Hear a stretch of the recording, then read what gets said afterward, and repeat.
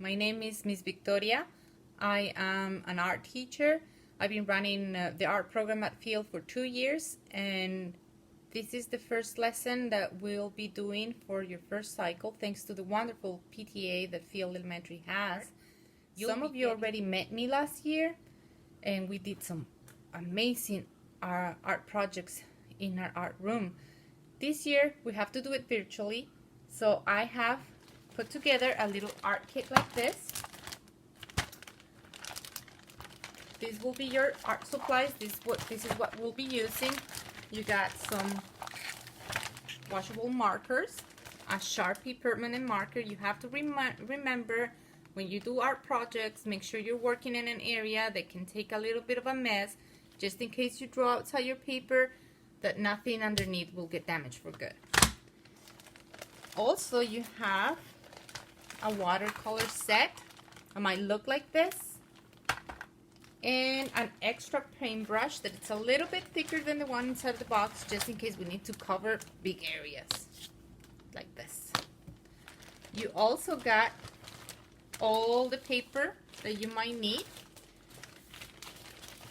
This is a black piece of paper, one that has a staple, a bunch of neon stripes. That's project number 2. You got this thick, colorful pack of paper. That's for project number 3. And then you got 5 of these white cardboard papers. We'll be only needing 3,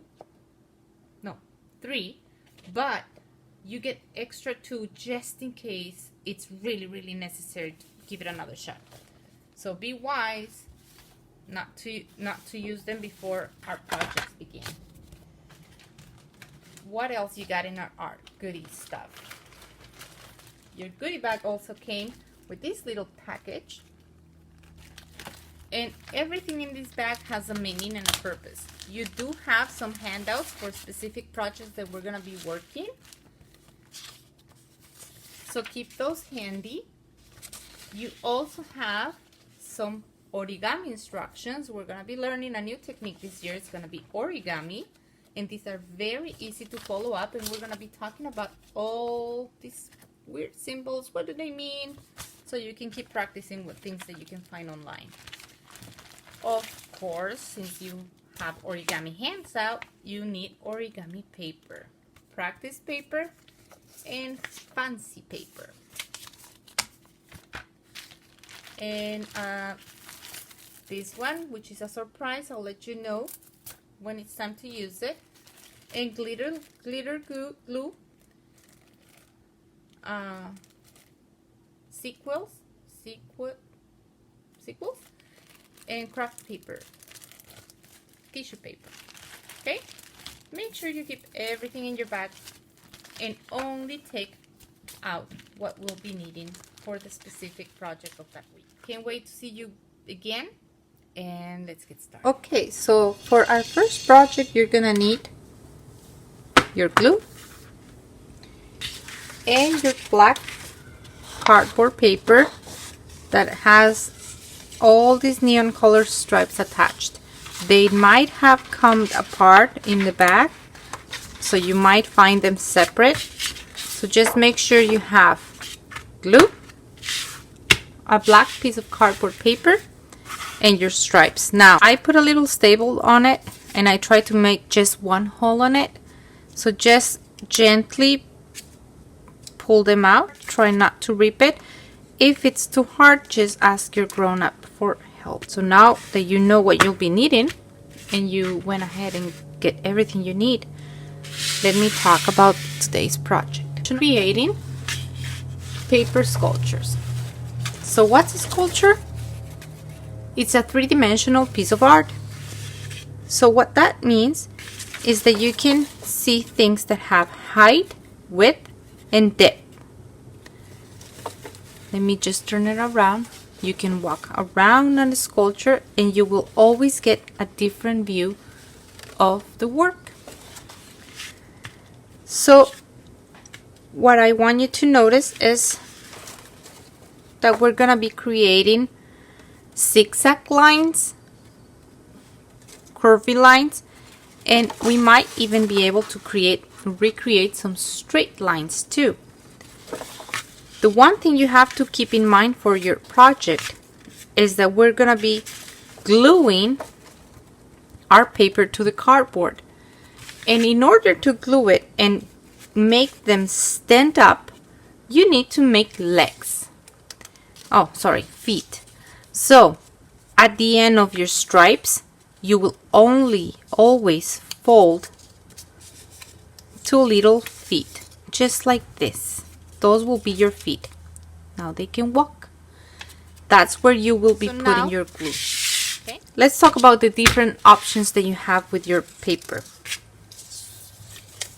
The first one is, let's make the legs, the feet. Let's create those 2 feet.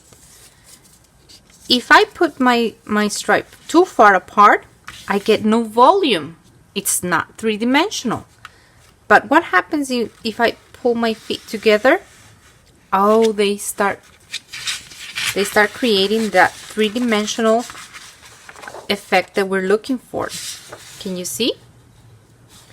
I can make it super close and make my line wobbly. I can twist them. I can play with it until I have a shape and a form that I'm happy with. Go ahead and glue your sculpture to your board. Get your glue, apply your glue. If you have Scholar glue, liquid glue, make sure you don't put too much of it because it can damp the paper too much and damage it. So I want to go for a little bit of like a twist here. Even though I noticed that it might fall, if I just press down on the little feet, I get a very safe and secure hold. See it? That's my shape number 1. I will make sure that I will go through all my colors and all my stripes. You don't have to, but I hardly encourage you to try to use everything on your hand right now. The next one will be a zigzag line. So fold in and out. See? If you fold in and in and in and in, you won't have a zigzag line. You will just have like a little I don't know how to describe it, but what you want to do is in and out, kind of like if you're eating it and you're pushing the ends in and out, in and out. Now you can make it really tight, tiny. Let's make it tiny. See? And just remember, you will need to have some extra layer of paper for the feet. Go ahead, apply your glue, and just start playing with it. Where will I want my zigzag line to go? Do I want it to stand? Do I want it to climb? Do I want it to swirl? What works for me? I like it swirl. So I'm gonna put some glue on my leg, on the feet. Sorry, I keep calling it leg. It's kind of late tonight. Just like that. Okay, next color. What color should I choose? I'm gonna go with the orange. What other kind of shape can I create? I know I can make zigzag lines. I can make swirls.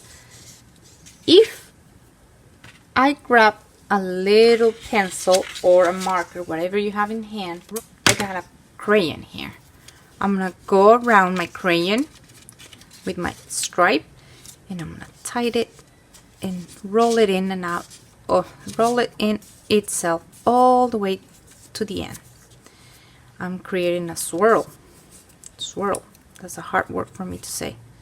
Swirl. And I press it down and I let go.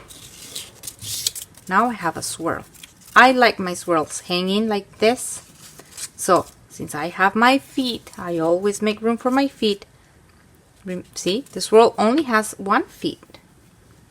You can make it go like that. Now you have 2. See how it's shaping my sculpture? I have something here, maybe I need something there. What can I do here? Can I just make another kind of swirl with my paper and just roll in it itself like this? Will that work? Do I like it? Do I want it like this? Let's give it a try. And now let's just twist it on in itself one time. Oopsie, don't let it go. 1, 2. Ooh la la. I guess I am really tired tonight. One glue here. And 2. Now I have a swirl. Like a loop-de-loop that goes all over. I haven't used my blue paper. Kind of keep working on my zigzags. But I've noticed that I need something big happening kind of here. Get my feet going. I'm gonna apply my glue. I don't want to do the same shape twice, and I already have one like this, which is totally fine if you want to go ahead and do the same thing. But what I'm gonna do is I'm just gonna fold my paper 3 times in different places to change the shape of it, kind of like that, and I'm okay with it. Keep working through your colors and your stripes. Make sure you get as many different kinds of shapes that you can. You can go tiny little zigzag lines like this, fold it in half, and now you're gonna kind of like if you were an alligator, eat one bite, another bite, again one tiny bite, another bite. I'm just gonna leave it there. I kind of like that. I'm gonna work on my legs. 1 leg, 2 legs, glue it all over your feet, and now just decide, what am I missing? Where do I need this? Do I want to put it on top of the other one, or do I want to just keep it underneath the other one? Kind of like that. I like that. I'm gonna keep it like that. I'm gonna fast forward the process. You can always pause when you feel it. Rewind, pause, and keep working together with me.